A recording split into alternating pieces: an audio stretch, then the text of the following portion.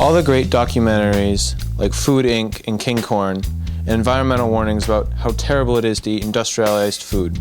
They tell us to eat healthy food. I'm going to try to do as they ask, and for 1 week only, eat local food and support good healthy food. From Monday until Friday, I'm going to not eat anything from outside of New England, just in our little area. So today is my first day of eating just local food. We haven't made everything that we bought. We haven't turned the local flour into bread yet, so I'm still deprived of things like bread, which are essential to my diet, according to me. So my breakfast today consists of this local cheese, Cabot. Great stuff, but not breakfast food. Dining hall does not provide local breakfast. I'm pretty sure the waffles, though amazing, are not from local ingredients. So I had to go all over the area. This is the main source. This is Springfield Farm. Hi. Hello. This is where everything comes from. Everything here is local and it's grown right out there, a little farther. And this is what I've been eating for the past couple days. I'm gonna go check out the buffalo. This is the buffalo that they sell. Packages local food. This is the meat right here. They live right here. You can pretty much do anything with buffalo you see of any other cut of meat, except these are right here. It's kind of wild. I had to assemble all the local ingredients into things that I couldn't just buy at the store anymore. So this is my first day eating just local food. It was sort of interesting at school. No breakfast, like I said earlier, just cheese. Lunch was good, but dinner wasn't quite what I was hoping. So I'm having these local eggs from Henniker, Vermont. Henniker, not Vermont, just Henniker, you know. Henniker, New Hampshire. They're really good. They're absolutely delicious. So one of the things about eating local food is that there's not a lot of sugar. And I plan to fix this today with a delicious, one of my favorite snacks, delicious rhubarb pie. You can see the rhubarb from here. We're going to harvest that rhubarb and turn it into the tastiest of snacks.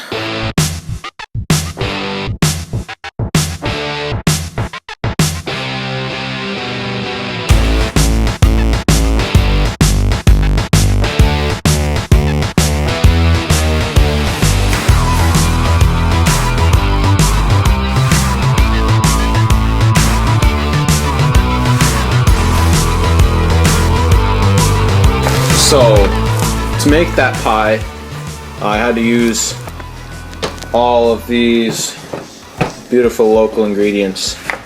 Right here, this is one of the trickier things. This is lard from Epsom, New Hampshire. Right here is the rhubarb from our own garden. And then these eggs are from Henniker, New Hampshire, very close by. That's a drive. And this beautiful maple syrup comes from my uncle who lives in New York. And this milk, I obviously didn't use this container because it's full. This milk is this is from Bradford, New Hampshire.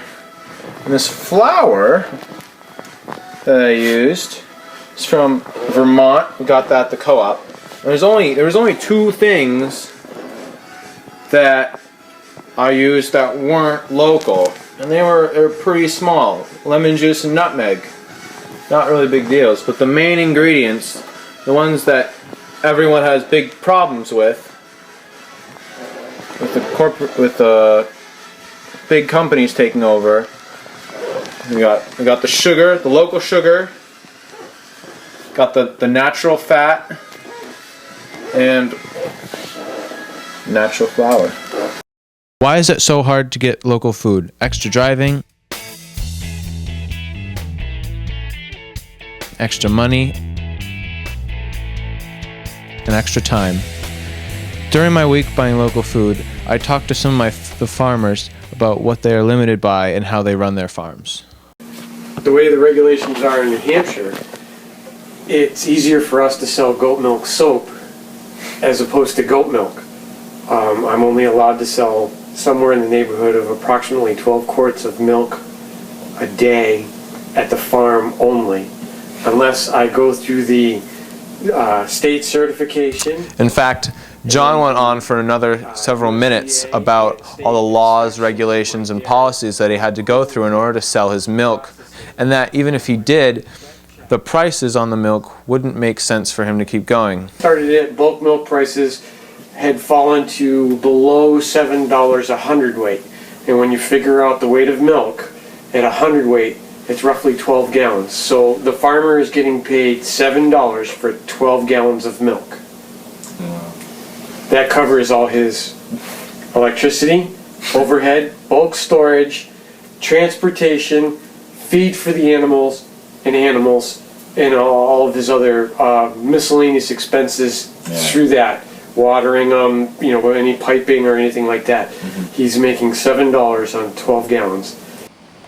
Although I've been focusing on how hard it's been to drive to all these different places and how much more expensive the food has been, Brian from the Buffalo Farm really helped me see the big picture and how the food market has changed over the last 100 years. And if you look at over the course of time, our grandparents it was a big deal for them to be able to get Texas beef.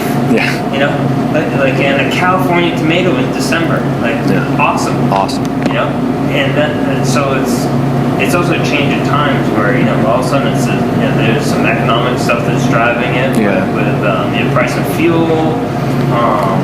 And all of a sudden it says, geez, it actually is better to have it grown close, so then we don't have the fuel costs of actually getting it all the way across and actually across the country, and then also after 9/11, where you actually realize that, geez, if we actually did get cut off from the West Coast, or some of these other areas like the Midwest, or some of these areas, we may not have enough food to survive in our area because of all that's been farmed elsewhere.